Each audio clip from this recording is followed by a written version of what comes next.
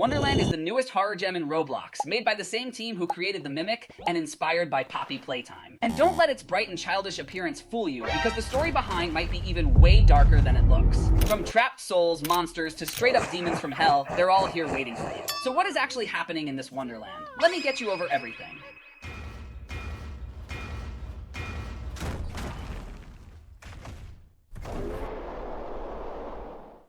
Let's start by looking closely at the very beginning of the game, or rather the beginning of our story. We start in a quiet, gloomy hospital room. If you look around the bed, you can see a bunch of plushies and plastic toys, and every single one of them has the Wonderland logo on it.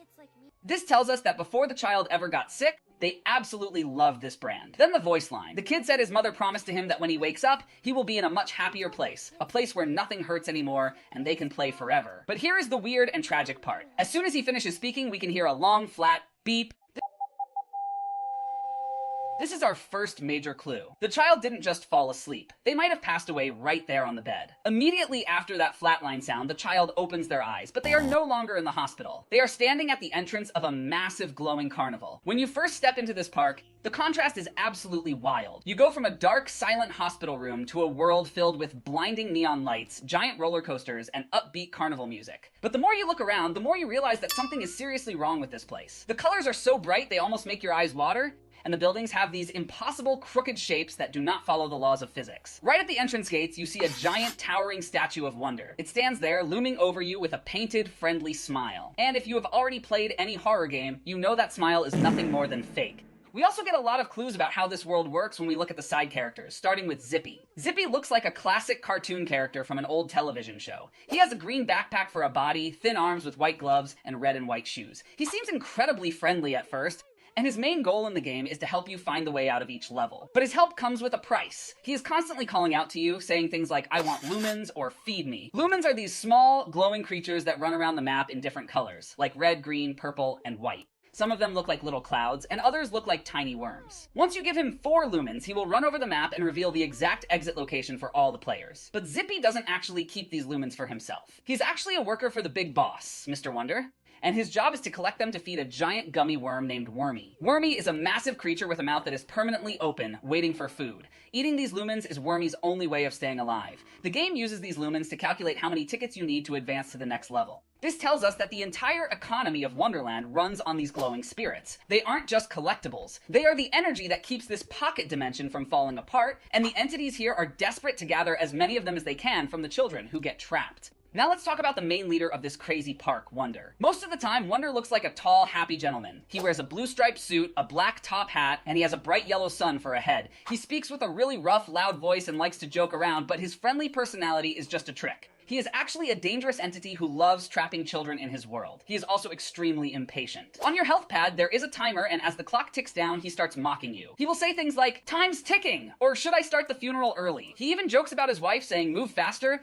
My wife hates when children wander around. But if that timer actually runs out, Wonder changes completely. He goes absolutely mad and transforms into a terrifying demon. In this form, his head is covered in eyes, his teeth are showing, and he is giving out a very disturbing aura. Once he transforms, he will rapidly chase down the nearest player, instantly ending their run even if they have an extra life. The only way to survive his rampage is to find his giant top hat at the entrance of the shop and escape through it. This shows us that Wonder is a true psychopath who is just playing a game with the children, waiting for the clock to run out so he can hunt them down. Then there is his wife, Wander, who is also known as Miss Wonder. Her design is themed around space and planets, which contrasts with her husband's star motif. She has yellow skin, a shocked facial expression, and planetary rings floating around her head and her waist that rotate when she moves. Unlike her husband, Wander has an incredibly soft, gentle, and melodic voice. If you only heard her talk, you would think she was a sweet, caring character.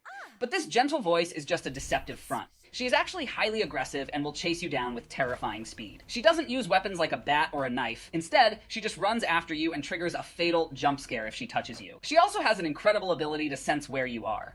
In the game shop, you can buy a special item called the Wander Mask, which lets players see all the hidden lumens through the walls. Since the mask mimics her powers, it pretty much confirms that Wander has supernatural perception and always knows exactly where you are hiding. During the final parts of the game, she can also dance, and Wander will spin her around super fast, using her body as a spinning hazard to take you out.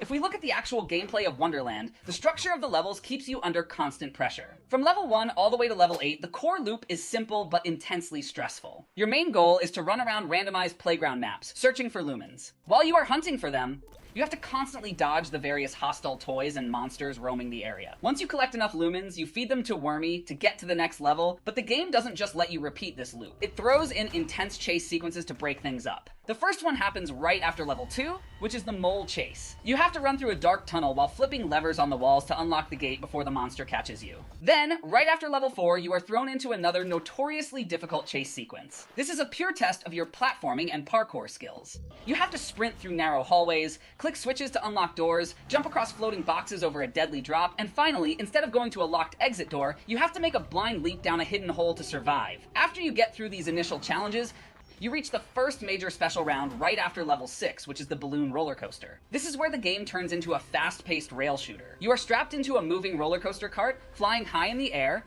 and you have to use a toy blaster to shoot colorful balloons and take down floating star angels before they can swoop down and damage you. It's a thrilling, action-packed break from the usual searching and running. Once you survive all the way past level 8, you finally reach the final boss fight against both Wonder and Wander inside a giant dollhouse. Here you get fight while they're dancing and relaxing. Your goal is to run across the floor, dodging their attacks and damage them till they notice you and open up a dark sparkle portal. Once you get in, you are thrown into the final massive escape sequence. This is a crazy multi-stage run where you have to escape a maze under a tight timer, dodge spinning camera angles inside a house, and slide down into a giant neon pinball machine. You have to climb, run, dash, and dodge till you reach the final exit at the end of the game. This leads us to the big theory about what Wonderland actually is and why these entities are doing this. The first theory is that Wonder and Wander actually believe they are doing something good. They think that by trapping children in Wonderland, they are saving them from the physical pain and sickness of the real world.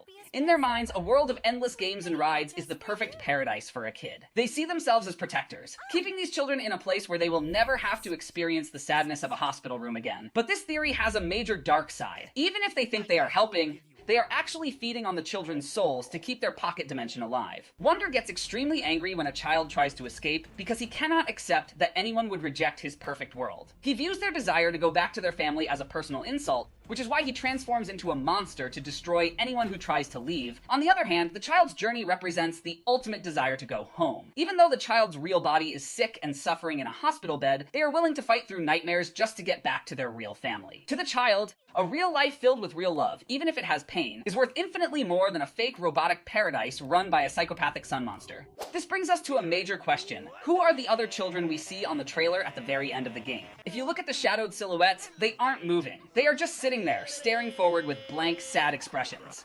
These could be the souls of other children who visited Wonderland before our main character. Perhaps they were also sick kids who got trapped in this limbo and eventually lost their games. When a player fails to complete the trials or runs out of time, their soul doesn't get to go home. Instead, they are turned into permanent residents of the park, joining the Shadow Train, or maybe even being transformed into the Lumens that Zippy and Wormy need to survive. It's a highly disturbing thought, but it makes perfect sense within the lore of the game. Let's also look at the relationship between Wonder and Wander. As we mentioned earlier, Wonder is loud and aggressive, while Wander is soft and gentle. But during the final boss fight, they work together in perfect harmony. They dance and spin around the dollhouse, creating a beautiful but deadly obstacle for the player. This dynamic is very interesting. Wonder represents the obvious, terrifying fears of death and pain, while Wander represents the comforting, gentle temptation of letting go. When the child is tired and sick, the soft voice of Wander might sound like a peaceful escape. She tells them to stop fighting and to just rest. But if they listen to her, they get trapped forever. Wonder and Wander are like two sides of the same coin. One uses fear to break you, and the other uses comfort to trap you. This is why the ending of the game is so heartbreaking. When the child finally reaches the white light, they think they have won.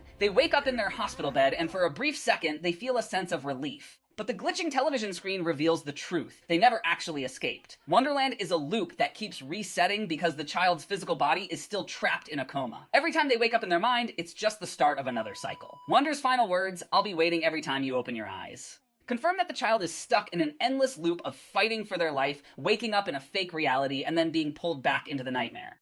So that's the complete and tragic story of Wonderland. It isn't just a simple horror game about a scary carnival. It is a deep, emotional journey about a child fighting for their life against a terrible illness, while a pair of powerful ancient entities try to steal their soul. It shows us that sometimes the things that look the most colorful and inviting can be the most dangerous traps of all. What do you guys think? Do you think the child will ever find a way to truly wake up and escape the loop, or are they destined to ride the Shadow Train forever? Let me know your theories in the comments below. Thanks for hanging out with me today, and I'll see you guys in the next video.